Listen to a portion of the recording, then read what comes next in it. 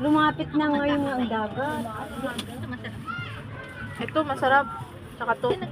Amoy ito nung malaw. Ay, grabe. Sila piyesta dito. Siyempre yung mga tao pupunta.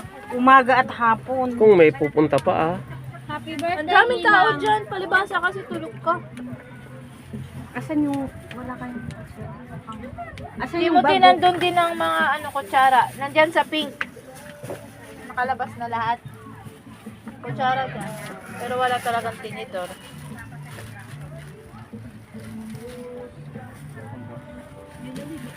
Lalagyan ko. Tutorial ko at yung aking photographer ay dadagdag lang. Oh, ano, mag-pray na tayo. Sige. Ha? Oh, pray na tayo.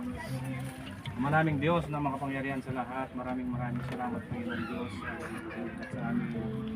Salamat po Ama sa